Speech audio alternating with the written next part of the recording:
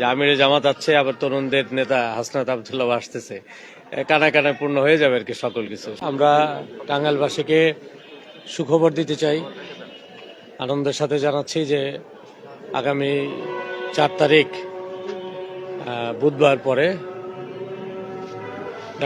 আমিরে জামাত ডাক্তার শফিকুর রহমান, যিনি অলরেডি শুধু বাংলাদেশে নয় সারা বিশ্বেই এখন একজন জনপ্রিয় ব্যক্তিত্ব, উনি আসছেন, মানবিক নেতা, তিনি টাঙ্গাইল আসছেন। এটা আমাদের জন্য খুবই সৌভাগ্য এবং আনন্দের খবর টাঙ্গাইলবাসীর জন্য।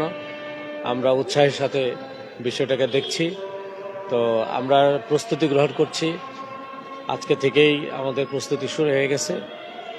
আমরা এই পৌর উদ্যানেই আয়োজন করতে যাচ্ছি।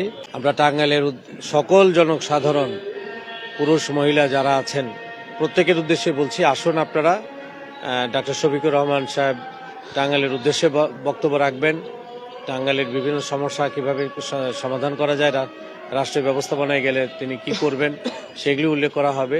সব মিলিয়ে টাঙ্গাইলবাসীর জন্য একটি 4 তারিখ একটা আনন্দের দিন।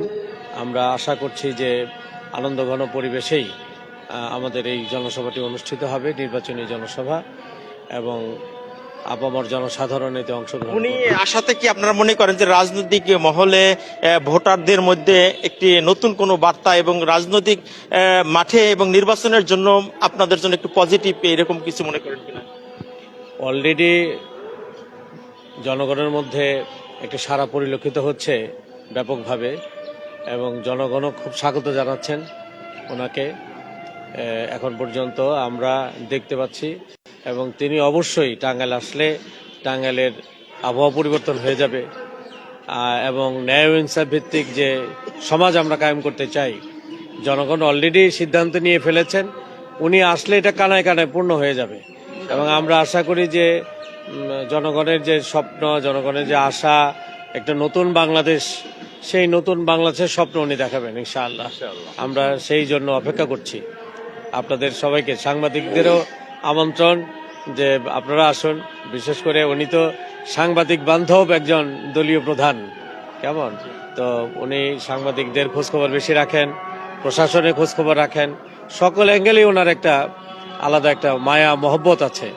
আশা করি যে সকল অ্যাঙ্গেলের সকল পর্যায়ের নেতৃবৃন্দ, সাংবাদিক নেতৃবৃন্দ সবাই অংশগ্রহণ করবে। এটা অবশ্যই 11 দলীয় জোটের ব্যানার হবে প্রোগ্রামটা, এবং আমরা জামাত ইসলামের পক্ষ থেকে উনি আসছেন। আপনাদের আনন্দের সাথে আরও জানাচ্ছি যে ইতিমধ্যেই আমাদের এইমাত্র আমাদের কাছে মেসেজ আসলো, এবং আমরা আগে থেকে যোগাযোগ করছিলাম, হাসনাত আবদুল্লাহ আসবেন ইনশাআল্লাহ।